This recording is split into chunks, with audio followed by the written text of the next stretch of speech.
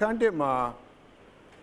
ကိုလိုနီယယ်လစ်ဇင်ပေါ့လေကိုလိုနီဝါဒဆိုကိုလိုနီဝါဒကဘာလဲဆိုရှင်ကိုလိုနီခေတ်ကိုလိုနီရဲ့အတိတ်ပဲဗြိတိရှလက်အောက်ရောက်ပြီးတဲ့နောက်ပိုင်းမှာဗြိတိရှကိုလိုနီဝါဒအောက်မှာပြောင်းလာတဲ့ဒီအခြေအနေတွေပေါ့အဲ့အခြေအနေတွေကိုကျွန်တော်လေ့လာစမ်းစစ်ဖို့အတွက်ဆိုပြီးတော့ဒီသမိုင်းမှာကျွန်တော်စပြီးတော့ရေးရတယ်ပေါ့ရေးတဲ့အခါကျတော့အဲ့တော့ကိုလိုနီခေတ်နဲ့ပတ်သက်ပြီးတော့ကျွန်တော်ပြန်ပြီးနောက်ကျောင်းပြန်ကြောက်တဲ့အခါမှာဘာကြောင့်လဲဒီဟာကိုဘာကြောင့်ရေးရတာလဲဘာကြောင့်သင်ယူရတာကလေးတွေကိုဘာကြောင့်သင်ခိုင်းတာလဲဆိုတဲ့အခါကျတော့learning objective နဲ့ပတ်သက်ပြီးတော့ကိုလိုနီအဖြစ်ခံရခြင်းရဲ့အချုပ်ချာအာဏာဆုံးပါရခြင်းတို့ရဲ့တက်ရောက်မှုအကြောင်းသားရဲ့သိဖို့လိုတယ်နောက်တစ်ခါဗြိတိရှကိုလိုနီစနစ်အောက်မှာကြာရောက်ခဲ့ညလူမှုစီးပွားရေးစနစ်ဘယ်လိုပြောင်းသွားသလဲဆိုတော့အဲ့ရဲ့ဆိုးကျိုးတွေကဘာတွေလဲဆိုးကျိုးတွေကဘာတွေလဲဆိုတဲ့အခါကျတော့ဆိုးကျိုးကခုနကဒါဒီခံစားရတာများလာတဲ့အခါကျတော့ငါတို့နိုင်ငံကိုအချုပ်ချာအာဏာကိုပြန်လည်ရယူဖို့အတွက်လိုအပ်လာပြီဆိုတာကိုသိလာတဲ့အခါမှာမျိုးသားစိတ်ဓာတ်ဆိုရင် nationalism ကိုဖြစ်ပေါ်စေတယ်သူတို့ဖိနေလုံးအားကြီးလို့ကျွန်တော်က nationalism ကို change ပြန်လုပ်တာသူတို့ကမဖြစ်တော့ကြီးမဖိနေတော့ကျွန်တော်တို့လူမျိုးကငြင်းခံနေမှာဘာလို့ဆိုကျွန်တော်လူမျိုးကအလွန်သက်သာကြိုက်တဲ့အသက်သာနေတာကြိုက်တဲ့လူမျိုးเนาะအဲ့ဆိုကတော့အဲ့ဒီက nationalism ကိုပြောင်းလာတဲ့အခါကျတော့အဲ့ပြောင်းလာတဲ့အတွက်ကြောင့်ခုနကနောက်ပိုင်းမှာတက်ရောက်မှုတွေလွတ်လပ်ရေးအတွက်တက်ရောက်မှုတွေရှိလာတယ်နောက်တစ်ခါအရင်တုန်းက1885ခုနှစ်မှာကျွန်တော်တို့ဒီတတိယအင်္ဂလိပ်မြန်မာစစ်ဖြစ်ပြီးတော့86ခုနှစ်ဇန်နဝါရီ1ရက်နေ့မှာမြန်မာနိုင်ငံတစ်ခုလုံးဗြိတိရှ်အင်ပါယာအောက်ကိုတွသွင်းချင်းခံလိုက်ရတယ်ပေါ့ဗျာဒါပေမဲ့လို့အဲ့ဒီမှာသူတို့ပြောတဲ့စကားအလွန်ရိုင်းပါတယ်ဘာပြောလဲဆိုမြန်မာနိုင်ငံကိုဗြိတိရှ်ဘီယမာကြီးအတွက်ခရစ်စမတ်လက်ဆောင်ဖြစ်နေပေးရလိုက်ပါတယ်ဆိုတန်ညိုးတစ်ချောင်းလေးရိုက်လိုက်တာတန်ညိုးပဲရိုက်လိုက်အဲ့ဒီတန်ညိုးရိုက်ပြီးတော့လှမ်းပြီးတော့အကြောင်းကြားလိုက်တဲ့အခါကျွန်တော်တို့နိုင်ငံကိုသိမ်းတာသူတို့အတွက်ခရစ်စမတ်လက်ဆောင်ဘာမှသူကခဲရင်မလုပ်လိုက်အောင်ဘာဖြစ်လို့ခေါ်လဲကျွန်တော်တပတ်တော့မကြားလိုက်ဘူးနော်အင်္ဂလိပ်မှာပထမစစ်မှာကြားတယ်ဒုတိယစစ်မှာကြားတယ်တတိယစစ်ကတပတ်လောက်ပဲကြားတယ်ဘာမှမကြားလိုက်တဲ့အခါမှာသိမ်းသွားအလွယ်တကူသိမ်းနေတော့သူတို့အတွက်ကလွန်ခုနကတော့အားရစရာကောင်းတယ်ဒါအဲ့တော့ဒီမှာကျွန်တော်တို့ဒီစစ်သုံးစစ်ဖြစ်လာတဲ့ဥစ္စာကိုဒီရဲ့ခုနကိုလိုနီစနစ်ကိုကျွန်တော်ကပြန်ပြီးတော့လေ့လာအဲ့စစ်သုံးစစ်ဖြစ်ပြီးတော့ကိုလိုနီစနစ်ကိုပြန်လေ့လာတဲ့အခါမှာကိုလိုနီမတိုင်မီမြန်မာနိုင်ငံအုပ်ချုပ်ရေးကကျွန်တော်ကလောက်ညံ့နေလို့လားဒါကျွန်တော်တို့ပြန်ပြီးစမ်းစစ်ဖို့လိုအပ်လားအဲ့တော့ဒီမှာကျွန်တော်တို့ပြန်ကြည့်တဲ့အခါမှာမြန်မာသမိုင်းတစ်လျှောက်လုံးမှာဗရေသရေအုပ်ချုပ်ရေးအသွင်ဟာပြည်ပြင်းရှိခဲ့တယ်ကျွန်တော်ဘာလို့လဲဆိုတော့ဟိုဒါဒီစာရီကများသောအားဖြင့်ကျွန်တော်ရေးထားတဲ့စာရောစာအုပ်ကမြန်မာနိုင်ငံအုပ်ချုပ်ရေးစနစ်အဆင့်ဆင့်ပြောင်းလဲလာပုံဆိုကျွန်တော်ရင်တော့စာအုပ်ထုတ်ဖူးတယ်အဲ့စာအုပ်ကဟိုရောင်းမလောက်ပဲနောက်ပိုင်းကျတော့အခုဝယ်လို့တော့မရတော့ဘူးကျွန်တော်လည်းကော်ပီထပ်ကူးတာမရအောင်နော်အုပ်ချုပ်ရေးအဆင့်ဆင့်ပြောင်းလဲတာကိုကျွန်တော်မြန်မာနိုင်ငံဘယင်စနစ်ကနေပြီးတော့နောက်ဆုံး84ခုနှစ်အထိပေါ့ကျွန်တော်တောက်လျှောက်ရေးသွားကျွန်တော် system chain ကိုပဲရေးတာပဲအထက်ထဲမှာရှိတဲ့ဟို YMBA GCB အဲ့ဒါမျိုးတွေကိုအဓိကထားရေးရမှာ system ဘယ်လို chain သွားလဲဆိုတော့ဒီစာအုပ်နဲ့လား quality ဖြစ်နေတော့ဒီစာအုပ်ကကျွန်တော်စာအုပ်ကိုကားစာအုပ်လို့ဖြစ်သွားတာ။ဒါတွေကလည်းအဲ့ထဲမှာကျွန်တော်ရေးထားလို့ပဲ။အဲ့တော့မင်းဆက်တွေပြောင်းသွားတယ်အုပ်ချုပ်စနစ်ကခုနကတော့ပြက်သွားတာမဟုတ်ဘူးနော်။အဲ့တော့ဘိုးဆိုတာဘောင်တွေမှာဘယင်ဆိုတာရှိရဲဒါသူ့ကိုတဲဥစားမိုင်းလို့ပြောတယ်။ဒါမှကျွန်တော်ကဘာနဲ့ control လုပ်တာလဲ။လွတ်တော်ရှိရဲ။ပြဲတဲ့ရှိရဲ။ရှေ့ယုံရှိရဲ။နောက်ယုံရှိရဲနော်။တရားယုံနေရှိရဲ။ဒါသူက control ကအကုန်လုံးရှိရဲ။ဒါပေမဲ့ဘယင်ကတိတ်ပြီးတော့တဲဥစားမိုင်းဆန္နာတောင်မှနောက်မှရှိရဲသူ့ကိုဝိုင်းပြီးတော့ကြက်ထားမဲ့အဖွဲ့အစည်းတွေအကုန်ရှိရဲ။ဟောလွတ်တော်မှာဆိုရင်သူပြောချင်တယ်ပြောလို့မရဖို့အတွက်ပြဲတိုင်းနဲ့ခုနကရှေ့ယုံတော်တရားယုံမှာတရားစီရင်ဝင်တွေအကုန်လုံးရှိတာတယ်။တိုးတော့အာနာပိုင်တဲဥစားမိုင်းအာနာပိုင်ပုံစံဖြစ်မှာကျွန်တော်မှအောက်ချုပ်ရေးစနစ်မရှိတာမဟုတ်ကျွန်တော်မှအောက်ချုပ်ရေးစနစ်အကုန်လုံးရှိတယ်။ဟုတ်လားနိုင်ငံတော်အုပ်ချုပ်ရေးရန်တွေကဦးစီးတဲ့ဝန်ကြီးမူမှတ်တွေအကုန်ရှိတယ်သူတို့ကအုပ်ချုပ်ရေးကိစ္စကိုအစင်မပြတ်သူကလုပ်တယ်ဆိုကြပါတော့ကျွန်တော်မြို့မှာဆိုလို့ရှိရင်ခင်ဗျမြို့ဝင်နေရှိတယ်ဟာနောက်တစ်ခါကမြို့စားတွေရှိတယ် မြောက်ရီပိုင်သားပြင်မြောက်ရီမျိုးစားကြီးပေါ့ဟုတ်လားဥစ္စာဆိုလို့ရှိရင်ဖြစ်လာအဲ့တော့မင်းကြီးမင်းသားတွေတော့ဒီလိုပဲပေးတာအဲ့အပိုင်သားကနေသူက control တွေလုပ်တာလေးရှိတယ်အဲ့တော့ဒါလည်းသူ့မှာလည်းကျွန်တော်စနစ်ရှိတယ်နောက်ကျေးရွာအဖွဲ့အစည်းမှာဆိုလို့ရှိရင်ကျွန်တော်အကြီးအကဲအုပ်ချုပ်ရေးပေးထားတယ်အကြီးအကဲမှာသူတို့ကျွန်တော်ဗမာစကားရှိတယ်ရိုးရလဲမှန်စေငယ်သားလဲကြိုက်စေမင်းလဲကျင်နေစေရိုးရလဲမှန်ရမယ် तू ကသူ့ရဲ့ရိုးရာအစဉ်စဉ်ကမျိုးရိုးကောင်းရလားဩဇာအာဏာရှိရဲ့ဒီရွာကိုထိမ့်သိမ့်နိုင်တဲ့ပုံကိုဖြစ်ရလားအဲ့ဒါဆို तू ကသားစဉ်မြေးဆက်လက်ခံလို့ရနိုင်တဲ့အဆင့်အထိအောင် तू လုပ်ပေးထားတယ်နော်အဲ့လိုခုနရိုးရာလဲမှားမယ်အောက်မှာရှိရဲ့ရွာသူရွာသားကလည်းသူ့ကိုကြက်ရမယ်နော်ဘယင်အတွက်လည်းခုနကပြဿနာမဖြစ်စေရဘူး तू လည်းကျေနပ်စေရမယ်အဲ့ဒီ system နဲ့သွားတဲ့ခါကျတော့ကျွန်တော်တို့မှာစနစ်ကသူ့ဟောသူရှိပြီးသားကျွန်တော်မရှိတာမဟုတ်ဘူးเนาะကျွန်တော်အုပ်ချုပ်ရေးစနစ်ကသူ့ဟောသူကိုလိုကြီးမတိုင်ခင်တည်းကရှိနေတဲ့စနစ်ကောင်းတစ်ခုပဲအဲ့တော့ဒီကနေပြီးတော့ပထမဆုံးကျွန်တော်စပြီးတော့အဲ့ဒီအုပ်ချုပ်ရေးစနစ်ကနေစပြီးတော့ယိုယွင်းမှုအတွက်ဖန်တီးလာတဲ့အခြေခံတရားဒီ1824မှာအင်္ဂလိပ်မြန်မာစစ်ပထမအင်္ဂလိပ်မြန်မာပထမစစ်ဖြစ်တယ်ပေါ့ဗျာ1824မှာဖြစ်တယ်အဲ့တော့ကျွန်တော်တို့ကဖြစ်ရတဲ့အခြေခံအကြောင်းတရားခင်ဗျားတို့သိထားတဲ့ရှင်မပြူကျွန်းပေါ့ရှင်မပြူကျွန်းအရေးခင်းနဲ့စပြီးဖြစ်တာပေါ့ရှင်မပြူကျွန်းဆိုတာကခုနကဒီမှာခင်ဗျားတို့မြင်ထားတဲ့အတိုင်းပ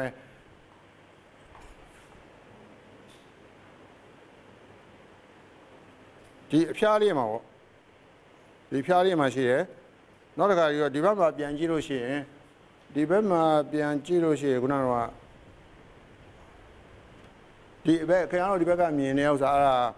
နတ်မြေပေါ့နတ်မြေကအဖျားပေါ့ဒီအဖျားမှာရှိအလဲတဲကဖြူရောင်းလေးကနတ်မြေပေါ့နတ်မြေအဲ့နတ်မြေကအဖျားဟုတ်ထိတ်ဖျားလေးမှာရှိရဒါမှမဟုတ်ကျွန်တော်တို့အခုဆို200ကျော်လာပြီဆိုတော့ရှင်ပြပြကျွန်းကိုအခုကြည့်တဲ့ခါကျတော့ဘယ်ဘက်ကိုကတ်သွားလဲဆိုတော့ဘင်္ဂလားဒေ့ရှ်ဘက်ကိုကတ်သွားတာပေါ့ငကိုတုန်းကဒီကျွန်းဟာအဲ့မြစ်ဝမှာအလဲလောက်မှာရှိနေတာဟိုဘက်နဲ့လည်းမဆက်ဘူးဒီဘက်နဲ့လည်းမဆက်ဘူးဂျားမှာကျွန်းလေးတစ်ကျွန်းနဲ့အားကြောင့်စတော့ normal land ပေါ့ဘူးမှမင်းလည်းမပိုင်ငါလည်းမပိုင်ဒီလိုပုံစံမျိုးနဲ့ကျွန်တော်နေလာခဲ့ကြအရင်ဆက်ကလည်းဒီလိုပဲနေလာခဲ့ကြဒါမှမဟုတ်အခုအင်္ဂလိပ်ကဘင်္ဂါကိုသိမ်းလိုက်တဲ့ခါကျတော့ရခိုင်ကလည်းခုနကဗမာပြည်ကဘရိုမင်းလက်ထက်ကစပြီးတော့အဲ့မှာသိမ်းလိုက်တဲ့ခါကျတော့ဒီနှစ်ခုပါပါတယ်နေချင်းလာပြီးတော့ဆက်သွားဟိုဘက်ကလည်းအင်္ဂလိပ်ကသိမ်းလဲသူ့ရဲ့အပိုင်တွေကိုရောက်လာတယ်ဒီဘက်ကကျွန်တော်တို့ကလည်းရခိုင်ကဗမာကသိမ်းလဲလို့အပိုင်တော့မျက်နှာချင်းတိုင်းမှာလာပြီးတော့ရံမဲနှစ်ခုလာတွေ့သလိုဖြစ်သွားကျွန်တော်တို့ထိတ်တဲ့ကအဲ့မှာစတွေ့တယ်တွေ့တဲ့ခါကျတော့ဒီနတ်မြစ်ဆိုတာခင်ဗျာပြန်ကြည့်လို့ရှိရင်အဲ့ဒါဟိုဘက်ကအဲ့ဒါဘင်္ဂလားဒေ့ရှ်ကျွန်တော်ပင်လီကိစ္စနဲ့ပတ်သက်ပြီးတော့စာရန်လုပ်ဖို့တော့သွားတဲ့ခါကျတော့ဒီနေရာတွေကွင်းတွေအများကြီးဆင်းရတယ်ကွင်းဆင်းတဲ့ခါကျတော့ဒီနေရာရောက်နတ်မြစ်ကနယ်နိမိတ်ဘယ်လိုပိုင်းထားလဲဆိုတော့အဲ့အလဲတဲ့ကိုမင်းနိုင်ငံနဲ့တယောက်တော့ဆိုတဲ့သဘောမျိုးလုပ်တာအဲ့တော့ကျွန်တော်ကနတ်မြစ်ကအလဲတဲ့ကနေပြီးတော့ဘင်္ဂလားဒေ့ရှ်နဲ့ကျွန်တော်နေကြချန်စီယိုလည်းမရှိဘူးဘာမှမရှိဘူးအဲ့တော့ကျွန်တော်အဲ့ဒီဘက်မှာဆက်လေတစည်းနဲ့နော်နိုင်ငံတော်အလိုင်းထောင်ပြီးတော့နော်ရဲလုံခြုံရေးနဲ့မောင်းချသွားရှေ့ကြဆက်ပြီးတော့မသွားဆရာဆက်မသွားနဲ့တော့ကျွန်တော်မသွားလို့မရတော့ဘူးဘာဖြစ်လို့လဲဆိုတော့အလဲရပဲနာကျွန်တော်လည်းမသိဘူးရမ်းပြီးမှန်းရတာရေလေပဲနာဘာနာမှန်းမယ်ကျွန်တော်လည်းရမ်းမှန်းတာဟိုဘက်ရောက်လှမ်းပြင်ပါတယ်ဆိုတော့ဒါတော့နိုင်ငံတော်အလံထောင်ထားတာဆိုတဲ့ခါကျတော့ကျွန်တော်အဲ့ရနေပြီးအဲ့အလဲနားရောက်တဲ့ခါကျတော့ပြန်လာအလဲနားလို့ယူဆရတော့နေရာပေါ့ဗျာအဲ့နေရာကြတဲ့ခါကျပြန်ချလာကြအောင်ဒီဘက်ပြန်လာအောင်ဟိုဘက်ကိုကျွန်တော်လှမ်းမြင်နေရတယ်နော်ဟိုဘက်မီးထိန်နေလဲနေတာဟုတ်ဆိုတော့အဲ့မှာအဲ့ရဲ့ခொနင်းကဘာရှိလဲဆိုတဲ့ခါကျတော့အခုဒီတိုင်းကြည့်ရတဲ့ခါကျတော့ဟောက်မှရှိရဲ့နော်ဓာတ်ခင်ဖာရာဆိုတာအဲ့ဒါရှင်းမပြကျွန်းနေနာမည်ပြောင်းပလိုက်တာတော့သူတို့စတော့ကလားနာမည်ရှပူရီဆိုတာရှိတယ်ကျွန်တော်ကရှင်းမပြခေါ်တယ်သူတို့ကရှပူရီခေါ်တယ်အဲ့တော့သူကရှပူရီဆိုရင်ငါတို့ကျွန်းဆိုအင်္ဂလိပ်ကဒါကိုဘင်္ဂေါမှာငကိုတွေကရှိခဲ့တော့ရှပူရီလို့ဆိုကျွန်တော်ကမဟုတ်ဘူးငါတို့ကရှင်းမပြခေါ်တာဘာဖြစ်လို့လဲဆိုတော့ကျွန်တော်ကလည်းရာဇဝင်မှာရှိတယ်သူကရှင်မပြူနတ်ရှိရယ်ရှင်မညိုနတ်ရှိရယ်သူကဒီရခိုင်တိုင်းသားတွေကအဲ့ဘက်ကိုသူဒီပင်လယ်ထဲကိုဖြတ်တဲ့အခါမှာအဲ့ကျွန်းကိုသွားပြီးလို့ရှိရင်အဲ့လှေနဲ့ဥတိုက်ပြီးတော့ကြော့ရတယ်ဘာဖြစ်လို့လဲဆိုတော့အဲ့မှာနတ်ရှိလို့ဆိုနော်ရှင်မပြူနတ်ရှိလို့အဲ့တော့ကျွန်တော်တို့လည်းကိုယ့်ဘက်ကပြန်စဉ်းစားကြတာဒီရှင်မပြူကျွန်းကကိုကျွန်းပဲလေဆိုတော့သူတို့ဘက်ကကြားတဲ့ခါကျတော့သူတို့အပိုင်ဆိုပြီးလို့ဒါအစကတော့ပြဿနာမရှိဘူးဒါအင်္ဂလိပ်တိုက်တဲ့ခါကျတော့ဒီကျွန်းကအရေးကြီးတာဘာလို့ဆိုတော့ strategy point လို့ဖြစ်နေတာဟိုဒီကပင်လယ်ဝကြီးဗျာပင်လယ်ဝဒီဘက်မှာခုနကအခုဒီရဆိုရင်ဒါစိတ်မော်တင်လာမလို့ဒီနေရာအောက်ကဆိုလို့ရှိရင်ဒီဟာဆိုလို့ရှိရင်ကျွန်တော်တို့ ਨੇ ပြန်ကြည့်လိုက်တဲ့အခါကျတော့哎，姑娘话，这脚呢，哎，带来呢嘛，好，奥嘛，说的，来当牛说是，平常十六亿那是，来当牛说，哎，比个一样高呢，一样大，带来一样大呢，你啊，你比个就那，过年俺嘛，这个啦，后年偏没说，但某些的比是苦，那个带牛啥的，个话嘛，我刚中的嘛罢了，所以个都啊。哎，样的说，哪几多钱嘛？没听呢。但是地中海古巴是每个人设施的看的是，是吧？他这弄就弄欧洲路口，就弄这些弄半个年啊呗。所以个叫了，第个人话，第别的，个人话，个第边个人说，我哩，个必须留着什么票？然后必须个只留着都标来年片，是吧？这弄啊说，没讲嘛标来呢，都那过呢讲嘛，对过了么？个来看到只留些，来嘛我一片年对嘞。所以个叫了，第二呢，不得就弄年包家，别的个叫了，那从叫了就弄，当时呢在里嘛，因为嘛不嘛是别来的，别比就弄da，我年包，不然人片路外圈嘛，别，反正就弄实在路也，咱呢没得别呢，你那个苗里没有啥都是，我呢别人嘛，不白的嘛，伊他，然后实在路也了，就白路那个那个昆明路啊，没有说不了。别啦，就弄什么带来的看嘛，因为个话说，老百姓呢，我香港问题样的，就香港问题没做在，所以里边的那些，然后就讲啦，因为不是马上嘛，讲话，一看呢，真来就弄背来，一看真来背来的，看就，因为嘛不是马上个，欧洲也是呢杀了，但是一看背来就一看背嘛，边个写的样，欧洲也话了去，边个欧洲也个，那么那原来嘛。当年那有背来，当年那有背嘛，马来种的是，马来种的是，马来嘛，因为个等下来避难是，然后就避难帮上，然后有来嘛，有来嘛，就来看家了。我等下来地方嘛，地要那家的那苦嘛，我个一看把这个等下地乡就弄八瓦，八瓦比了，一看那等下那八瓦比那白嘛，等下那也欧洲人一看欧洲人就那没有事啦，哦。当年那欧洲人也看欧洲人那股势来看着，当年那欧洲人有编辑来看着了，北方人呢有他来说，西欧生啦，မြန်မာ的欧洲人生那个有他的，嘛看要这些的里边啊，这些嘛，去年把这个啥样的教没办喏，第几嘛看到多先看嘛，然后就拿到标呢，第几嘛先看到克里头看到先呀，把啥嘛没事，我不懂说这些嘛的教没办，所以看着了，比那嘛英语也是。英语些人讲你欧洲的，欧洲的就讲那西欧生啦，都到那边来个，都巴罗来说是西欧生啦，မြန်မာ欧洲那边呢，真那有都变米路了，但自己单他来了好像，光搞他们那搞那看起边，路呢都漏到第三年多呢，那边家那个叫印尼生啦，欧洲有都变不到那边嘛东来不，但都也帮上嘛，就看见了，譬如说那讲吧嘞，test 嘛，啊。印尼本身呢，前边不是欧洲的，那个本来嘛是国内也是欧洲的本身没有欧洲的，反正都边嘛边个我边拉的是个新的，边个地方嘛是英语个电脑，administration 我地方本身原来的样都在对没开过，每地方我多也是叫多欧洲来参数了，那边欧洲看的宝贝，所以讲都嘛欧洲是那个代表嘛票，嘛都嘛能够让把它做100没它，哦。100没他，那半夜那个叫，当时呢，那现在西古尼嘛，是那个我们说那美女，来看片啦，我是那个说古那宾拉迪卡、宾果地带你啊，我古老宾拉迪说，因为印尼那边的地带哦，那我们都拐头သွား了，所以个叫，是那个我是那美女来看片的，咱们那半夜那个叫，第一看呢，来接的都这样说不说，100我多，亚洲人多来的。为什么没亚洲亚多嘞？宾拉苏也都带来看片来的，宾拉比呢内地片多了，宾拉第一家内地片来的，那地方呢就那多，多那看家了。但你那嘛是，本身进来的干嘛？但你那嘛就那不如欧洲的来说一个，而且呢，马来嘛是呢，宾啊的为什么没有些的片的？没给做那个对吧？不是嘛？欧洲也是边的，啥不是欧洲的？欧洲的就那话，欧洲人嘛，不是嘛？都啥老大吧？就没木匠，不嘛木匠有边看的，边看的，那个话不嘛边看来有啥的，都边没有看来的。我欧洲现在嘛，把我那也是一片的边没有看的，这几大一把东西的，咱们都让把我们用来说个叫。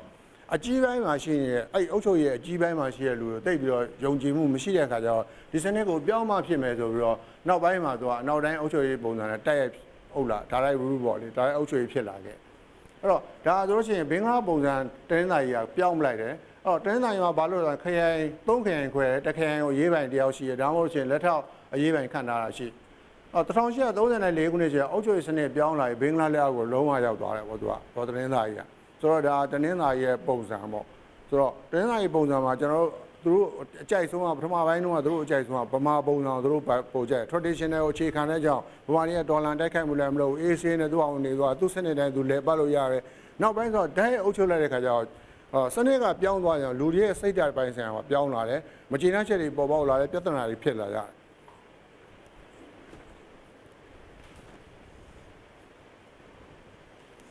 ်အဲ့တော့ဒီအိန္ဒိယမှာကျင့်သုံးတဲ့ပုံစံနဲ့ပါမြန်မာထက်တန်းရာရှိခုနကကျွန်တော်ပြောသလိုထက်တန်းရာရှိတချို့ကြောင့်ဥရောပပုံစံနဲ့လစာပေးတဲ့စနစ်နဲ့ပြောင်းပလိုက်တာဗျာအဲ့လိုပြောင်းလိုက်တယ်နောက်ပိုင်းကျတဲ့ခါကျတော့မင်းကြီးလက်ထက်မှာဒေသနာအုပ်ချုပ်ရေးစနစ်ကအိန္ဒိယစနစ်နဲ့ဆန့်ကျင်မဲ့ဖြစ်နေတဲ့အတွက်ကြောင့်မြန်မာအုပ်ချုပ်ရေးစနစ်ကိုပြောင်းမယ်ဆိုပထမဆုံးဥတီလိုက်နောက်ပိုင်းကျတော့အခွန်ကိစ္စနောက်တခါအထွေထွေအုပ်ချုပ်ရေးကိစ္စတွေမှာအစဉ်အလာဖြစ်တဲ့ခုနတကြီးတွေကိုမင်းကြီးကနေဆက်ပြီးတောင်းပေးတယ်အဲ့လိုပေးတဲ့ခါမှာအစိုးရအမှုထမ်းဖြစ်နေလုံးဝပြောင်းပလိုက်တယ်လာစာစနစ်နဲ့ပြောင်းပလိုက်တယ်ဒါကြောင့်မို့ခုနကပုံစံတစ်မျိုးဖြစ်လာတယ်ပေါ့ဒါတင်းတိုင်းမှာသူတို့ဒါဗမာနိုင်ငံမှာသူတို့ပထမဆုံးစပြီးတော့ကျင့်သုံးတဲ့စနစ်ကိုသူတို့ကကြိုက်ရတယ်တော်တော်များများအဲ့တော့ဒါဆိုလို့ရှိရင်တင်းတိုင်းအုပ်ချုပ်ရေးပုံစံမြန်မာပုံစံနဲ့တော်တော်လေးတူတယ်နောက်တစ်ခါအုပ်ချုပ်ရေးမှာမြို့တို့တိုက်တို့ရှိတယ်အဲ့တော့အင်္ဂလိပ်ကကြတော့ cycle လို့ခေါ်တာ cycle ဆိုတာကစီရင်စုသူကကြတော့စီရင်စုပုံစံနဲ့သွားတာဆိုတော့ဒါဆိုလို့ရှိရင်ရွာမှာတော့ရွာကောင်းရှိရဲတိုက်မှာတိုက်တကြီးရှိရဲနောက်တစ်ခါဥရောပအပါဝင်အုပ်ချုပ်ရေးစနစ်တွေပို့ပြီးတော့ဘဝနဲ့ကင်လာရှိတယ်ဒါပေမဲ့ဗမာတွေပါဝင်တဲ့ဒေသနာအုပ်ချုပ်ရေးကမြန်မာမင်းလက်ခအတိုင်းပဲရှိနေတယ်ဖြစ်တာဟုတ်တွေ့ရတယ်နောက်ပိုင်းမှာဒီအုပ်ချုပ်ရေးမှာအင်္ဂလိပ်အုပ်ချုပ်ရေးနဲ့ဗမာအုပ်ချုပ်ရေးနဲ့နှစ်ခုကိုပေါင်းကူဘယ်သူကကူးပေးလဲဆိုလို့ရှိရင်ခုနကစစ်ကဲကကူးပေးတယ်ဒါကပထမပိုင်းမှာရှိလာတဲ့အင်္ဂလိပ်ပုံစံပေါ့ဒါဆိုလို့ရှိရင်ကျွန်တော်တို့ကအဲ့လိုနဲ့ဖြစ်လာတဲ့အုပ်ချုပ်ရေးစနစ်မှာနောက်ပိုင်းကျရင်ခင်ဗျားတို့ကရှင်ခိုင်းရောသူကရှင်ခိုင်းတဲ့အခါကျတော့ဒီအင်္ဂလိပ်မျိုးကပထမအဆင့်မှာရှိတဲ့အုပ်ချုပ်ရေးစနစ်နဲ့ဒုတိယအင်္ဂလိပ်မျိုးမှာရှိတဲ့အုပ်ချုပ်ရေးစနစ်နဲ့မှာ group ခွဲပြီးတော့ဘာတွေထူးခြားမှုရှိတယ်လဲလို့မေးလာအောင်မေးလာတဲ့အခါမှာခင်ဗျားတို့ပြစရာကခုနကကျွန်တော်ပြောသလိုပဲရခိုင်မှာတစ်ကြောင်းရှိတယ်တနင်္သာရီမှာနှစ်ကြောင်းရှိတယ်ဒါပဲရှိတယ်ခုနဟာတွေကကျတော့ခင်ဗျားတို့နောက်ခံပြန်ပြောပြအောင်နောက်ခံပြဒါကတော့ဒီလိုရှိရဒီလိုအခြေအနေရှိရတဲ့ကြောင့်ဒါတွေလည်းဖြစ်တယ်ဆိုပြီးတော့အဲ့လိုခင်ဗျားတို့ပြန်ပြီးပြောပြမှာသူကကလေးတွေကဒီစာကြောင်းနဲ့ပတ်သက်ပြီးတော့သဘောပေါက်မှာဆိုတော့အဲ့ဒါကိုဟိုရှင်းဖို့အတွက်လိုအပ်လာတော့ကျွန်တော်ဒီအောင်ထပ်ပြီးတော့ဖြည့်ပေးတာအဲဆိုရင်ဘာကြောင့်ဒီရခိုင်သိန်းတာကဲကျောင်းသားမေးမှာဒါဆရာကတော့ခုနသူ့ပုံစံနဲ့သူသွားမှာပေါ့ဒါကျောင်းသားမေးတာကဲဒါဆိုအင်္ဂလိပ်မျိုးပထမစစ်ကဘာကြောင့်မလို့ဖြစ်တာလဲရခိုင်ကဘာလို့ပါသွားလဲဆရာမဆိုတနင်္လာရီကဘာလို့ပါသွားလဲဆရာဆိုအဲ့ဒါဆိုလို့ရှိရင်ကိုကရှင်းရတော့ရခိုင်နဲ့တနင်္လာရီကလိုပါသွားတယ်စစ်ကလိုဖြစ်တာဒါတွေကျွန်တော်တို့ကဒီမှာလုံမထားဘူးဘာလို့လုံမထားရှေ့မှာကိုတော့မှာပါပြီးသွားပြီနောက်ရှေ့မှာ test တွေမှာပါပြီးတော့သူတို့ပြန်ပြီးတော့ record ပြန်လုပ်တဲ့အခါကျတော့ဒီတိုင်းပြန်ရွှေ့ချင်မှာဖြစ်မှာမေ့လာလဲပါမယ်အဲ့ရက်ကိုကပြန်ရှင်းရမှာဆိုတော့ဒါလေးအတွက်လိုအပ်ချက်ရှိလာနောက်မှလည်းသူက group နှစ်ခုခွဲဒီနှစ်ခုရဲ့ဟာကိုနှိုင်းရှင်မှာဆိုတဲ့အခါကျတော့နောက်ကျောင်းကပြန်တက်ရောက်မှုရှိလာကဲဒါဆိုရှင်ဒုတိယအင်္ဂလိပ်မြန်မာစစ်ပေါ့ဒုတိယအင်္ဂလိပ်မြန်မာစစ်ကကျွန်တော်ဘယ်မှာဖြစ်လာဆို1850နဲ့2ခုနှစ်မှာဒုတိယအင်္ဂလိပ်မြန်မာစစ်ကဖြစ်တယ်ဖြစ်တဲ့အခါကျတော့ကျွန်တော်တို့ဒါအဓိကအားဖြင့်ဆိုလို့ရှိရင်52 53မှာဖြစ်တယ်အောက်ဗမာနိုင်ငံတစ်ခုလုံးအင်္ဂလိပ်လက်အောက်ကိုပါသွားတယ်ပေါ့အဲ့တော့အဲ့အင်္ဂလိပ်လက်အောက်ကိုပါသွားတဲ့အခါမှာ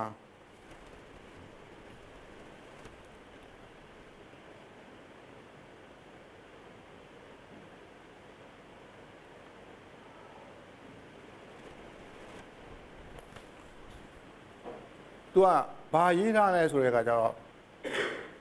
အင်္ဂလိပ်တို့ဘကိုးနယ်ကို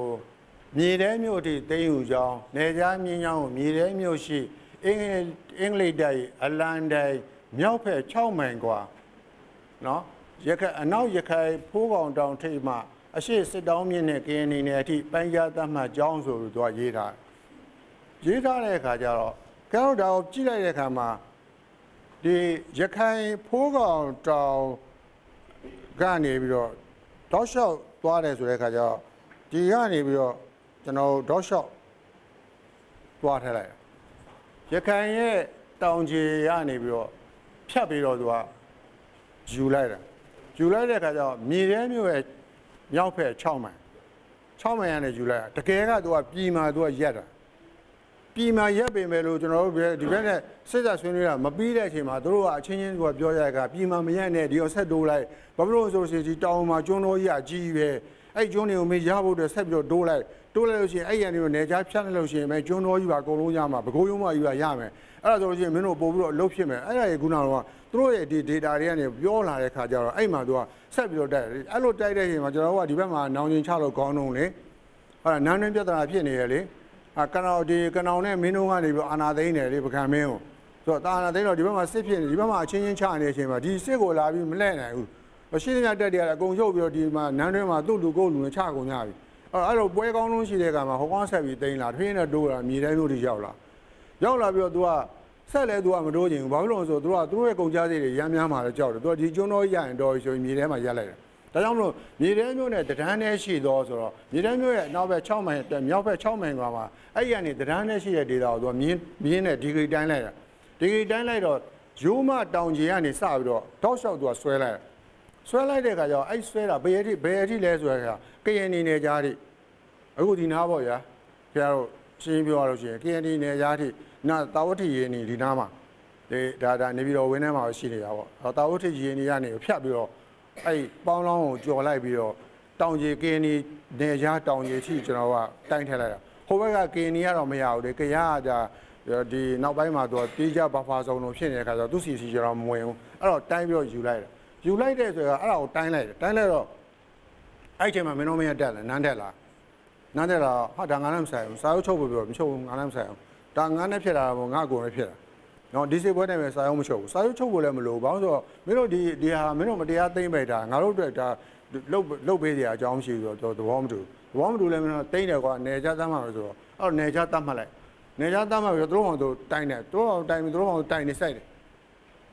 အဲ့တိုင်တွေကိုကျွန်တော်သွားကြည့်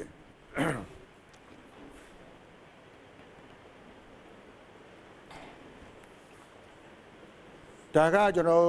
ပြည်ကနေထွက်သွားပြီလို့ရှိရင်အဲ့မြေထဲဘက်က6မိုင်ကွာမှာရှိရပထမဆုံးရှိရကန်နဆင့်ဆိုရွာဘေးမှာအဲ့ရွာထဲဝင်သွားတဲ့ခါမှာသူကြောက်တိုင်စိုက်တာဒီတိုင်ကဟုတ်ပဲဒီတိုင်နဲ့တောက်လျှောက်စိုက်တာရခိုင်တောင်ကြီးကနေတောက်လျှောက်ဒီလိုစိုက်သွားပြီးတော့ကျွန်တော်ဒီမြေပုံခရောက်ခုနကမြေပုံတန်းနဲ့တောက်လျှောက်စိုက်သွားဘကိုးရိုးမအေးကိုစိုက်သွားရိုးမတောင်ပေါ်တော့ကျွန်တော်တက်ပြီးလက်သွားကြည့်သေးတယ်နော်ရိုးမတောင်ပေါ်မှာစိုက်တိုင်းဟာ6နှစ်ခွဆိုရရွာမှာရှိတယ်အဲ့6နှစ်ခွဆိုတဲ့ရွာကကျွန်တော်တိတ်ပုတ်ပင်ရွာကနေပြီးတက်ရရိုးမပေါ်တက်ရတယ်ရိုးမပေါ်တက်ပြီးအဲ့ရိုးမရဲ့ဂျားတဲ့6နှစ်ခွဆိုတဲ့နေရာအဲ့ရာရိုးမပေါ်မှာဒီဘက်ကတော့ဖြတ်ပြီးတော့ဆင်းလာတဲ့ခါကျတော့ဒီကျွန်တော်တို့ဘယ်လိုလောက်လဲရေနေတာဝတိပေါ့အဲ့ထဲမှာကျတော့သူကစက်ယုံဝင်းထဲမှာဘာမှလည်းတေချာလည်းလှုပ်ထားမရှိဘူးတမိုင်းနဲ့ပတ်သက်ကိုခံအားလို့လာတော့မသိဘူးပေါ့လေသူကတေချာသိမ်းပြီးတော့အဲ့နေကြဖျားဆိုရှိတယ်နေကြဖျားဆိုဖျားစလုံးကြီးထားတွေ့လားနေကြဖျားအောက်ဗမာပြည်ဆိုတာနော်ဒီမှာစလုံးကအောက်ဗမာပြည်ဆိုရေးထားဒီနားမှာအောက်ဗမာပြည်လိုရေးထားဒီအောက်ဗမာပြည်လိုရေးထားတဲ့အားရဲ့ဒီဒေါ်နင်းဘက်မှာဘာခက်လဲနောက်ကျောဘက်မှာကဘာရှိနေလဲဆိုရှင်ဒီအောက်ဗမာပြည်ဆိုတဲ့ဒီစလုံးရဲ့ဟိုဘက်ချမ်းမှာကနေကြားဖျားဆိုရေးထားနေကြားဟိုဘက်သူတို့နဲ့ကျွန်တော်တို့နဲ့ဒီမှာဒီဖျားကနေချားလိုက်တယ်အဲကျွန်တော်တို့ကဒီထပ်ဗမာပြည်ကဒီပဲဟိုဘက်ကသူတို့ရဲ့ဟာနောက်ပိုင်းကျတော့ရန်ကုန်တိုင်းနဲ့မန္တလေးတိုင်းဟောကိုအစိုးရတွေလက်ထက်ပြောင်းလာတဲ့ခါကျတော့လေဒီနေရာကိုပဲရန်ကုန်တိုင်းမန္တလေးတိုင်းကိုဒီလိုပဲစုံခွဲလိုက်တယ်ပေါ့စုံခွဲလိုက်တယ်ဥစ္စာအဲ့တော့ဒီဟာဟောင်းင်းဖြစ်တဲ့ခါတော့1850နှစ်မှာကျွန်တော်အင်္ဂလိပ်မြန်မာစစ်ဖြစ်လိုက်တဲ့ခါကျတော့ဒီအောက်ဗမာနိုင်ငံတစ်ခုလုံးအင်္ဂလိပ်လက်အောက်ကိုပါသွားတယ်ဆိုတော့ပါသွားပြီဆိုမှတော့ဗျာခင်ဗျာစပားသွားပြီစားသွားပြီပင်လယ်ထွက်ပေါက်သွားပြီနော်စားငါးငပိသွားပြီအကုန်လုံးကျွန်တော်ကကုန်းတွင်းပိတ်နိုင်ငံဖြစ်သွားပြီပင်လယ်ဘက်ကိုသွားတဲ့လမ်းကြောင်းဘာတစ်ခုမှမရှိတော့ဘူးဘယင်ကဒီအင်္ဂလိပ်ကတနာမှာသူကအောက်ကပစ္စည်းရမယ်သဘောဖြစ်နေတယ်ဆိုတဲ့အခါကျတော့အဲ့မှာကျွန်တော်ကအောက်ဗမာနိုင်ငံတစ်ခုလုံးရောပင်လယ်ထွက်ပေါက်လည်းပိတ်တယ်ခေတ်သစ်ကဘာကြီးနဲ့ကင်းကာသွားတယ်ပင်လယ်သင်းမောနေနဲ့သွားလာဆက်ဆံမရှိတော့ကျွန်တော်တို့ခေတ်သစ်ကဘာနဲ့ကင်းပါသွားအကယ်၍နိုင်ငံရဲ့ဧည့်သည်လာခြင်းတော့မှအင်္ဂလိပ်ကခွင့်ပြုမှနေပြီးတော့ရောက်မဲ့သဘောဖြစ်လာတယ်အဲ့တော့ဒါကြောင့်မလို့ကျွန်တော်ကပြောင်းလဲလာတဲ့အခြေအနေကအဲ့ဒီမှာကျွန်တော်ကစပြီးသိလာတယ်ဒါဆိုလို့ရှိရင် အောက်ဗမာနိုင်ငံကိုအင်္ဂလိပ်တွေတင်လိုက်တဲ့အခါကျတော့အုပ်ချုပ်ရေးစနစ်ကဘာဖြစ်သွားပြောင်းသွားရင်နော်ပြောင်းသွားရင်ဘာဖြစ်တော့ဆိုဝရှင်တော်မင်းကြီးကစပြီးတော့အုပ်ချုပ်လာတယ်အောက်ဗမာနိုင်ငံဘကိုးမှာဝရှင်တော်မင်းဖြစ်လာတယ်ဟောဒါအဲ့ဒါက1852နော်ငါတင်လိုက်တာ50ခွန်ကြတဲ့ခါကျတော့အိန္ဒိယနိုင်ငံတပ်တွင်းပုံကံမှုဆိုတာဖြစ်လာတယ်အဲ့ဒါကိုခုနကကျွန်တော်တီဂျီမှာရှင်းထားတယ်စေပိုင်းမြူတတီဆိုပြီးတော့ကျွန်တော်ရှင်းထားတာဗာလဲဆိုရင်စစ်ကဖြစ်ချင်လို့ဖြစ်တာမဟုတ်ဘူးသူကအင်္ဂလိပ်ကသူကလူကဘယ်လောက်မှပါတာပေါ့စစ်သားကအိန္ဒိယလူမျိုးတွေကိုပဲဆင့်ခေါ်ပြီးထားဟိန္ဒူစစ်သားတွေပါတယ်မွတ်စလင်စစ်သားတွေပါတယ်တနက်ကအဲ့ဒီအချိန်တုန်းကတနက်ကကျွန်တော်ကပြစ်လို့ရှိရင်သူကရန်ထိုးရတာပေါ့ရန်ထိုးရတော့သူကကြည်စံအိတ်ကဒီမှာရှိတာကြည်စံအိတ်ကဒီမှာရှိပြီးတော့အဲ့မှာကြည်စံက6တောင်လောက်ပဲပါတယ်ပေါ့တနက်ကအဲ့ခေတ်ဟောင်းတနက်တွေကသူကဟိုထွန်နေလို့ရတယ်ဘာလို့ရှိရင်အဲ့ထဲကိုအဲ့ကြည်စံအိတ်ထဲကနေပြီးတော့စက်ကူနဲ့သူကအဲ့ကြည်စံအိတ်ကစက်ကူစီစိန်နာစက်ကူနဲ့ပတ်ထားတယ်မိုးရွာရင်လည်းရေမဝင်အောင်ရေမဆိုးအောင်လို့ရေဆိုရင်ရမ်းနေဆိုပါလေရမ်းနေဆိုမှဆိုတဲ့အခါကျအဲ့စီစိန်စက်ကူနဲ့ပတ်ပြီးဒီဘက်နှစ်ခွက်လိတ်တာဒီဘက်မှာထိတ်ဖူးရှိတယ်ဒီဘက်မှာရမ်းရှိတယ်ပထမဆုံးပြစ်မဲ့သူကဘာလို့ရလဲဆိုရှင်အဲ့ကြီးအဲ့စက်ကူအလေးကိုထုတ်လိုက်ရတယ်စက်ကူလေးက3လက်မ4လက်မလောက်ရှိမယ်4လက်မကျော်လောက်ရှိမယ်ဆိုတော့အဲ့ရအလေးကိုထုတ်လိုက်ပြောင်းအဲ့အလေးကပြောင်းတဲ့တပုံစံနဲ့တစ်ဆိုင်တယ်အဲ့ပထမဆုံးအဲ့ထုတ်လိုက်ပြီးရတဲ့ချက်တယ်ပါးစပ်နဲ့အဲ့စက်ကူထုံးတိုင်းနှစ်ဖက်မှာတစ်ဖက်ကိုစက်ကူနဲ့ကိုက်ခွဲလိုက်ပြီးတော့မှအဲ့စက်ကူစားကိုထွေးလိုက်ပြီးတော့မှအဲ့အပေါက်ဖြစ်သွားတယ်မှာရမ်းမှုန်လေးရှိအဲ့ရမ်းမှုန်ကိုပြောင်းတဲ့ကိုထည့်လိုက်ရထည့်လိုက်ပြီးတော့မှဒုတိယဘက်ကိုလှန်လိုက်ရဒီဘက်အထုံးဘက်ကိုလှန်လိုက်ပြီးတော့မှသူကဒီအဲ့ဘက်မှာကြည်ဘူးရှိတယ်ကြည်ဘူးကိုသူကအဲ့ခုနရမ်းထည့်ပြီးတော့မှအဲ့ကြည်ဘူးကိုအဲ့ဖင်နိုင်လေးနဲ့ထည့်လိုက်ပြီးတော့မှအဲ့တနတ်ဘေးမှာတနတ်ကအဝမှာဟိုပြောင်းတဲ့ကိုထိုးတဲ့အတန်ရှိတယ်အဲ့အတန်ကိုဆွဲထုတ်ပြီးတော့မှအဲ့ကြည်ဘူးနဲ့ရမ်းတဲ့ကိုဟိုအရင်ထိအောင်ပြောင်းရဲ့အရင်ထိအောင်ရောက်အောင်သူကဆောင်းလိုက်ပြီးတော့အားလုံးပြီးတဲ့ခါကျတော့ကြည်စံဒီကြည်ဘူးကရှိရရမ်းနောက်ကပြောင်းမှာအဲ့ဒါပေါ့နောက်မှာသူကမီးခတ်တဲ့ဟာရှိရမီးခတ်တဲ့ဟာလေးတစ်ခုကိုဆွဲထုတ်ပြီးတော့အဲ့ဒါနဲ့သူကအောက်ကမောင်းရဲ့အတန်မှာမီးခတ်တဲ့အတန်ကိုထည့်ထားပြီးတော့အဲ့ဒါနဲ့ကောက်ပြစ်လိုက်ဒီကောင်ကမီးရရမ်းကိုခတ်တယ်ရမ်းကနေရှေ့ကိုကြည်ဘူးထွက်သွားတယ်ပေါ့ကြည်ဘူးလေးကတေးသေးတလက်မှတော့မပြေဘူးဆိုတော့အဲ့ဒါထွက်သွားတော့ပြဿနာကဘာလဲဆိုတော့အဲ့ဒါကတစ်ချိန်လုံးဒီလိုပဲလုပ်နေကြဒါပေမဲ့တနတ်အစ်ထုတ်ပေးလိုက်တဲ့ခါကျတော့အဲ့တနတ်အစ်မှာဒီခုနကတော့စီစိန်စက်ကူကသတင်းထွက်လာတာတမျိုးကထွက်လာဝက်စီဆိုတော့ဝက်စီဆိုတော့မွတ်စလင်ကပြဿနာတက်ကောမွတ်စလင်စစ်သားကြိုက်ဦးဒါဆိုပါဇက်နဲ့ကြိုက်ရအောင်ကြိုက်ဦးဆိုတော့ဖြစ်ကုန်ကြနောက်တော့ဟိန္ဒူကထွက်လာတာဒါအမဲစီဆိုထွက်လာအမဲစီဆိုတော့အမဲစီဟာအမဲစီဆိုငါတို့ကိုယ်ဝယ်တဲ့ဟာနဲ့လာပြီးထိခိုက်နေတာဒါလုံးလို့မရဘူးဆိုပြီးတော့အဲ့တော့မကြိုက်ဘူးဆိုဖြစ်သွားမကြိုက်ဘူးဆိုဒီသနာကြိုက်မဲ့ဆိုမရှိဘူးပြစ်မဲ့ဆိုတော့မရှိဘူးဖြစ်တယ်အဲ့ဒီမှာသူကအမိတ်တက်ကအမိတ်ကအဓိကပဲအဲ့ရမလုပ်တဲ့ကောင်တွေအကုန်လုံးပြစ်တတ်မယ်ဆိုလို့ဆိုဟောအဲ့စစ် training နဲ့လို့ကလက်နဲ့တဲ့စားမွဲဆိုပြီးလုပ်တဲ့ခါကျတော့တက်စိတ်တွေကိုသူကအားလုံးတန်းစီဆိုကွင်းထဲမှာစီဆိုပြည့်ဆိုလက်နဲ့စားတောင်းမလို့မပြည့်တဲ့ခါကျတော့ဒီကောင်တွေမှတ်တော့သွားတော့ဆိုအင်္ဂလိပ်စစ်တပ်ကအဲ့ကောင်အကုန်လုံးပြစ်တတ်ပလိုက်အဲ့မှာဟာငါတို့ဒီလိုစစ်သားကိုလိုရအောင်ကျန်တဲ့ကောင်ဒေါသထွက်ပြီးထားချတဲ့အခါကျတော့အဲ့မှာသူကဒီစစ်တပ်ကအကုန်လုံးကအိန္ဒိယဒီဟိန္ဒူမွတ်စလင်စစ်သားတွေကြီးပဲဆိုတော့အဲ့မှာတနိုင်ငံလုံးပုံကနောက်ဆုံးကျတော့ဘယ်တက်တော့ New Delhi ထိအောင်ချီတက်သွားကြဒေလီချီတက်လာဒေလီမှာရှိတဲ့ဘယင်ကလည်းဒါထောက်ခံနေမင်းတို့ဆိုတော့ဘယင်ကိုလည်းကနေပတ်စံအကုန်ကြခံပြီးတော့မြောက်ပြီးတော့ဘာလို့ဆိုချိန်တော့သူကအာနာမရှိတော့အင်္ဂလိပ်လက်အောင်ဖြစ်နေတော့အခုကျတော့သူကအဲ့မှာအကြီးကျယ်ချရဆိုတနိုင်ငံလုံးမုံသွားမီတို့ဆိုတဲ့မျိုးကနေစဖြစ်လိုက်တာတော်တော်လေးခုနကတော့အဲ့ဒေသတွေမှာပြန့်သွားတချို့မျိုးဆိုရင်ခင်ဗျာရက်ဆက်တယ်တသိန်းခွဲလောက်တည်နော်စစ်သားတသိန်းရက်သား9000လောက်တည်စစ်သားတသိန်းလောက်တည်မျိုးတစ်မျိုးတည်းနော်ရက်ဆက်ကိုပြစ်တတ်တာခင်ဗျာအင်္ဂလိပ်ကအဲ့ဒါကြတော့သူတို့က Good Human Rights ဆိုတကဘာလုံးလှည့်អော်နေတဲ့ကောင်တွေနော်သူတို့လုပ်ခဲ့တာကြတော့တမိုင်းမှာသူတို့မသိကြအောင်ဆောင်နေကြဆိုတဲ့အခါကျတော့အဲ့လိုကလုတ်ထက်လိုက်တဲ့ခါကျတော့ဒီဖြစ်ကောဒီဟာအကုန်လုံးပြန်ရင်တော့တနိုင်ငံလုံးရဲစစနှိမ်နေလိုက်တဲ့ခါကျတော့တော်များသေသွားပြီးတဲ့နောက်ပိုင်းကျမှဒီကိစ္စငြိမ်သွားတော့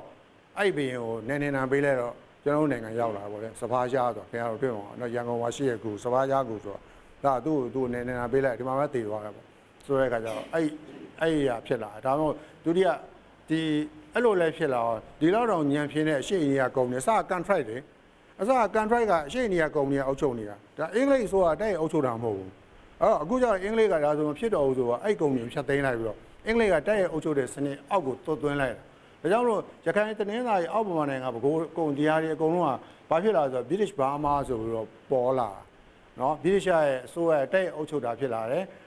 နောက်တစ်ခါဝေရှင်တော်မင်းကြီးကဘာဖြစ်လာဆို3ယောက်ဖြစ်လာတယ်အဲ့တော့အဲ့ဒီ3ယောက်ဆိုတော့ရခိုင်တနင်္သာရီအောက်ပေါ်နိုင်ငံဝေရှင်တော်မင်း3ယောက်ကိုအပေါ်ကနေပြီးတော့ control လုပ်နိုင်ဖို့အတွက်လိုတယ်ဆိုတော့မဟာဝေရှင်တော်မင်းကြီးဆိုပြီးတော့ Chief Commissioner ဆိုတသက်တကထပ်ခန့်နော်မဟာဝေရှင်တော်မင်းဖြစ်လာအဲကြောင့်ပထမဆုံးမဟာဝေရှင်တော်မင်းကြီးကဘယ်လိုလဲဆိုတော့စာအာသာဖဲယာကျွန်တော်မြန်မာနိုင်ငံသမိုင်းတော်တော်များများရေးခဲ့တဲ့ဖဲယာရဲ့စာအုပ်ခင်ဗျားတွေ့ပါလိမ့်မယ်နော်ဒါဖဲယာရဲ့သူကမြန်မာနိုင်ငံသမိုင်းတော်တော်ရေးခဲ့တယ်တော်တော်လဲမှုေခဲ့တယ်ပေါ့ဗျာသူသမိုင်းထဲမှာအထက်အငေါ့တွေအကုန်လှုပ်ထားခဲ့တာတော်တော်လဲမှုေခဲ့တယ်ပေါ့ဆိုတဲ့အခါကျတော့ဖဲယာရဲ့ဒါဘာလို့ဖြစ်လာလဲအဲ့တော့တနည်းအားဖြင့်တော့ဒီအုပ်ချုပ်ရေးစနစ်ကပြောင်းသွားရင်မဟာဝေရှင်တော်မင်းအုပ်ချုပ်ရေးစနစ်ကိုရောက်သွားတယ်ဒါဆိုလို့ရှိရင်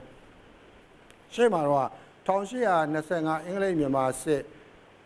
ဝန်းကျင်မှာရှိအုပ်ချုပ်ရေးနဲ့ဒုတိယအင်္ဂလိပ်မြန်မာစစ်အုပ်ချုပ်ရေးနဲ့နှိုင်းယှဉ်ခိုင်းတာရှိရဲဒုတိယအင်္ဂလိပ်မြန်မာစစ်မှာရှိတဲ့အုပ်ချုပ်ရေးမဟာဝေရှင်တော်မင်းအုပ်ချုပ်ရေးစနစ်ကိုနှိုင်းယှဉ်ခိုင်းတာရှိရဲဒါတွေကိုကျောင်းသားတွေကဘယ်လိုသဘောပေါက်မလဲဆိုတာမေးခိုင်းတာရှိရဲဆိုတော့ဒီကြီးမှာကျတော့ဒါတွေလာပြီးတော့နော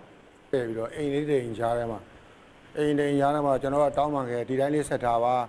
ဟိုပြောက်ပြပါစေနဲ့ခင်ဗျားတို့လည်းသမိုင်းတန်ဖို့နားလဲတာပေါ့ဆိုပြီးတော့ကျွန်တော်ကပြောထားခဲ့ဒီမှာဆိုအုပ်တွေကစားနေဘာမှမရှိဒီတိုင်လေးတိုင်နာမှဒါကြံခဲ့တဲ့အမှတ်သားတာဒါတော့မှအခုဒီလိုဖြစ်နေဒီနေရဖျားဆိုရင်တော်တော်များပြိုဆင်းနေပြီဟိုချမ်းတွေကဘာမှမရှိတော့ဆိုတော့သူဆိုလို့ရှိရင်လည်းဒါကွင်းရဲ့စက်ကုစေဝင်းထဲမှာသူကတနေရာမှာဒီတောင်လေးမှာ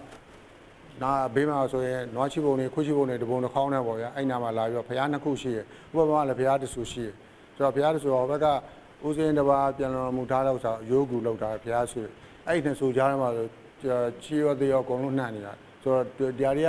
တော်တော်လေးကိုပြည့်စည်နေရတယ်တကယ်ဆိုရင်ဒီထောက်ထားတွေကထိန်းသိမ်းဖို့ကောင်းတဲ့ဟာတွေပေါ့ဟောဆိုကိုယ်သမိုင်းမှာဒါလည်းအမှတ်တရပဲလေလူများမတရားသိမ်းသွားတယ်ဆိုတာအမှတ်တရဟိုလှုပ်ရှားလို့ရတဲ့လူတွေကတကယ်လှုပ်ရှားရကျွန်တော်တို့ဒီ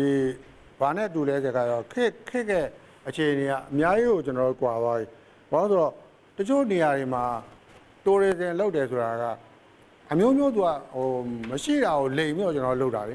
မရှိတာကိုလိမ်ပြီးလှုပ်တယ်ဆိုတာဟိုတချို့နိုင်ငံတွေမှာသူကဟိုတောတောင်တွေကရန်ကောင်းတဲ့ကအဲ့မှာဟိုတယ်ဆောက်ထားတယ်ဟိုတယ်ဆောက်တာပြီးတော့ဒီဟိုတယ်ကနေပြီးတော့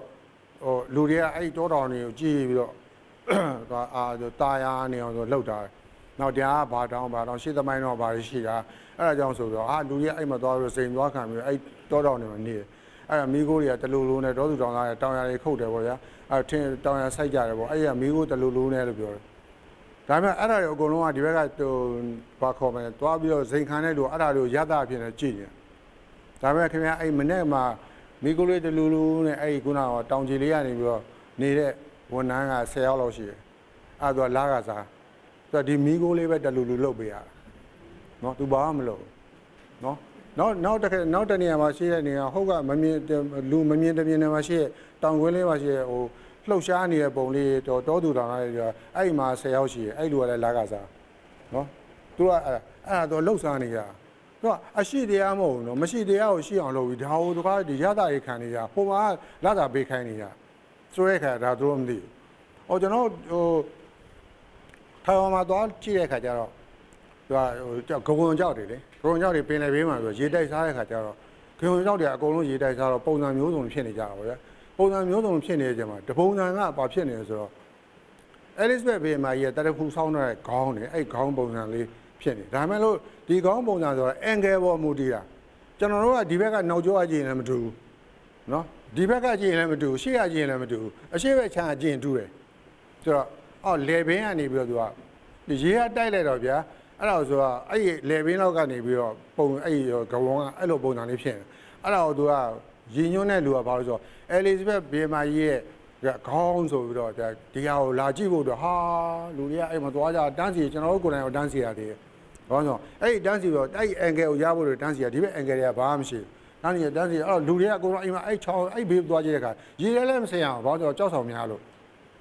နောက်တော့ဒီဘက်မှာလည်းဟိုဘက်ကိုမသွားဒီဘက်ကိုမသွားရှိသေးကြောက်ဆောင်နေတာဟာအဲ့ကျင်းမှာအလူရဲ့လူတွေကဒီဘက်မှာဘာလုပ်လဲဆိုတော့ကျွန်တော်တိုးဆိုင်နေအများကြီးဖြစ်သွားတာပေါ့တိုးဆိုင်နေအကုန်လုံးအိမ်မှာစားတော့ဆိုင်နေအများကြီးကငါးဖမ်းနဲ့ကရိယာတွေနဲ့ခုနကငါးဖမ်းပြီးတော့ချက်ချင်းရောင်းပေးရလို့အများကြီးအဲ့ဒါတွေပြုံးတော့နောက်ကရေအောက်တော်ဝါတွေပြတိုက်တွေအများကြီးအဲ့လိုလုတ်ပလိုက်တာအကုန်လုံးပွဲရစစ်သွား နောက်ပိုင်းကလူလာနေတော့သူကဘာလို့လဲမှန်တရင်ကချိန်ညာလိုက်တင်းတို့အဲ့နေရာရောက်ပြီလားနော်သူ့ရဲ့အသက်တန်းကအကယ်များလာမဲ့မိုးတွင်းမှာလားရေတစ်ချက်တိုက်လိုက်တော့မုံနှမ်းတစ်ချက်ဖြစ်လိုက်လို့ရှိရင်ဒီလေဘင်းဟာကျိုးသွားလို့ရှိရင် Elizabeth ပေါ်မှာကြည့်စရာအကြောင်းမရှိတော့ဘူးနော်ဒီရေတိုက်စားမှုကတဖြည်းဖြည်းနဲ့နီးလာပြီအလွန်ဆုံးမှ2 နှစ်3 နှစ်ပဲရုပ်တရက်လေချမ်းလို့ရှိရင်ဒါကျိုးသွားနေတာဟာနောက်တော့တပြုံတော်ကြီးလာကြပြန်အားရောအကုန်လုံးလာနေကြလားနဲ့အဲ့ဒါကျွန်တော်ကဟိုစကားလို့ဆိုကျွန်တော်အဲ့ဘာသာပြန်လို့စစ်မေးလိုက်ခင်ဗျားတို့အဲ့ Elizabeth ဘင်းကြီးတကယ်များသူကအလိုလိုရေတိုက်စားနေလာမဲ့9 နှစ်တည်းမှာသူကပြိုဆင်းတော့သူကသေးသေးလေးပဲကြံတော့တယ်ဂဝန်းဆိုစားပြီလေစားရတော့စားနေဥစ္စာတော့ဒါဆိုရင်ခင်ဗျားတို့ဒါနဲ့ပတ်သက်ပြီးတော့ဒီလိုကျိုးသွားရင်ခင်ဗျားတို့ဘယ်နဲ့လုပ်လဲဘာဖြစ်လဲနောက်မှအရန်တစ်ခုလောက်ထားတာရှိတယ်ဆိုတဲ့အခါကျတော့ဘာလို့လိမ့်နေရတာပဲကျွန်တော်အရှိတရားနဲ့တခြားစီပဲဒါပေမဲ့လှုပ်စားတိုင်းဘာဖြစ်လဲချမ်းသာတာပဲကျွန်တော်တို့ကပါလေရှိရလှုပ်မစားတာဘူးနော်ကျွန်တော်တို့ကဟိုနေ့မှာကျိုးတိုမှာဆိုလို့ရှိရင်ဟိုရှိရဟိုသူဘာဖျားတွေတို့ရှင်တို့ရဲ့ဟိုဂျပန်ရဲ့ဟိုနေ့နေပေါ့ဟိုဖျားတွေရှိရအများကြီးရှိတယ်သူကျောင်းဆောင်ကြီးရှိရ World Heritage ယူတယ်တဆောင်ချင်းယူတယ်တဆောင်ချင်းယူဒီနေ့မှာဒီတဆောင်ယူရ World Heritage ခုရသွား2 နှစ်လောက်မေ့ထားလိုက်နောက်တစ်နှစ်မှာနောက်တစ်ဆောင်ယူလိုက် World Heritage ခုရဂျပန်မြို့မှာရှိတဲ့ကျိုတိုမြို့တစ်ခုမှာ World Heritage 9 ခုရှိတယ်အဲ့တော့ World Heritage အများဆုံးသောကျိုတိုကိုလာကြပါဆိုတဲ့ကတဘုံတစ်ခေါင်းဖြစ်လာကြအောင်နော်နောက်ပြီးတော့စနစ်ကအရန်ကြချယ်ရီပွင့်တာအစားဒီဘက်ကဒီကျောင်းဆောင်မှာရှိတဲ့ချယ်ရီပွင့်တာဟာသူကခုနကဒီအခုဒီလဘယ်နည်းနဲ့မှပုံမှန်ဆိုလို့ရှိရင်နောက်ကျောင်းဆောင်ကအဲ့ချိန်မပွင့်ဘူးမပွင့်အောင်သူက control လုပ်ထားပြီးသားသူကနောက်ကျောင်းဆောင်ကပွင့်တာဒီနောက်တစ်ပတ်ကျော်မှပွင့်တာအဲ့ဒါကသူက announce ကတော့ဆောက်လုံးနေဘယ်ကျောင်းဆောင်ကဘယ်ရဲ့မှပွင့်မယ်ဘယ်ကျောင်းဆောင်ကဘယ်ရဲ့မှပွင့်မယ်ဘယ်ကျောင်းဆောင်ကဘယ်ရဲ့မှပွင့်မယ်ဆိုခင်ဗျတိုးကမဆဲတော့ဘူးတစ်ချိန်လုံးလာကြအဲ့မှာအဲ့ဒါယူချယ်ရီပွင့်အောင်သွားပြီးတော့ကြည့်နေကြတာဆိုတော့အလူရဲ့ဆိုတာသွားပြတယ်အဲ့ချယ်ရီကင်းကိုရှောက်ရတာဟောရတာတခုလိုဖြစ်နေကြဆိုတဲ့အခါကျတော့အဲ့ဒါသူ့အတွက်သူကစနစ်ရလောက်တာကျွန်တော်တို့ကပကံကြီးကိုတော့ World Heritage လုပ်တယ်တခုပဲရနော်ကျွန်တော်တပတ်ကျိုးကိုတခုထိုင်လုံးမယ်ဟာရွှေစည်းကိုတခုထိုင်လုံးမယ်ဖြစ်နိုင်ဘူးလားဖြစ်နိုင်တာဒါပေမဲ့ကျွန်တော်ဟောနေမလို့အဲ့တော့ World Heritage ကတခုလေးရတဲ့ခါကျတော့ပေးတဲ့ funding ကကြားတဲ့ခါကျတော့ဘာဖြစ်လာလဲခုနဒီပုံမှာမူတည်ပြီးတော့ပေးတယ်တခုပုံမှာမူတည်ပေးတာကျိုးတိုမှာကျတော့9 ခုပုံမှာမူတည်ပေးတာတော့ပတ်စံရင်ဘာဖြစ်လဲကွာတယ်ကွာသေးတာပဲတော့တခြားတစ်ခါတလေကြလို့ရှိရင်ဟိုလူလေကြတာတွေကကောင်းတာရှိတာမကောင်းတာရှိတယ်ကျွန်တော်ကတော့ရိုးတာလားညံ့တာလားအားတာလားမသိဘူးပေါ့နော်ဟောကျွန်တော်ဘက်မှာအဲ့ဒါရှိတာပေါ့ဆိုတော့ဟိုဘက်မှာကျတော့အဲ့ဒါမျိုးလို့သူကကျွန်တော်တို့ဒီမှာလဲတောင်းတယ်မင်းတို့ကတခုတည်းလုပ်ပါလားတခုတည်းလို့ပြောတဲ့လူတွေရှိတယ်ကျွန်တော်ချထည့်လိုက်တာတော့ဒါငါတို့ဗမာကွဆိုချထည့်နော်ဒါသူကအကုန်လုံးကပါသွားတော့ကိုလည်းတော့ကဲတာဆိုတော့ဗကန် World Heritage maintenance လုပ်မယ်ဆိုတဲ့ခါကျတော့ဟိုကောင်တန်းရရင်ကိုလည်းတန်းမရဟိုကောင်တန်းကကျောင်းဆောင်လေးဆောင်ပါတန်းရကျွန်တော်တို့ကဖျားဆို4000ကျော်မှာတန်းရသွားပြီလေကျွန်တော်ကဂန့်သွားပြီဆိုတဲ့ခါကျတော့အဲ့ဒါကြီးအများကြီးกว่าတော့အဲ့တော့အခုဒါလဲကျွန်တော်တို့ကကိုယ်နိုင်ငံမှာဒီလိုဖြစ်ခဲ့တယ်ဆိုတော့လှုပ်ရှားလို့ရတဲ့နေရာတွေအများကြီးရှိတယ်ဒါပေမဲ့အဲ့နေရာအခုအချိန်မှာခဏတော့မသွားနဲ့ကိုဖက်နာကအမြဲတမ်းအောက်ကိုကြည့်သွားပါနော်ကန်စွန်းရင်ချိပုံနေမိမှာနော်ဆိုတော့အကုန်လုံးမွားစီနောင်နေကြဥစ္စာဒါဆိုအိမ်ထဲမှာနွားချီတော်လဲနားနဲ့ဒီဘက်ကကြောက်တိုင်ဆိုလို့ရှိရင်ဆိုတဲ့ခါကျတော့ဟုတ်ရိုးမပေါ်ဆိုတာဘူးမှမသွားဘူးကျွန်တော်မဟုတ်လို့ခဲစစ်သွားတာအဲ့ရိုးမပေါ်မှာရှည်နောက်ဒီဘက်ရှည်ဒါတော့တိုင်အများကြီးစိုက်ခဲ့တာကျွန်တော်ဒါတော့ပဲရနော်တိုင်တွေကအများကြီးစိုက်ခဲ့တာဒီတိုင်တွေကတော့ဆိုဟို trace မလိုက်နဲ့အခုဆိုပို့ဆိုအခုဆိုရင်ကျွန်တော်ဘဲမှလိုက်လို့မရတော့ဘူးနော် Education Channel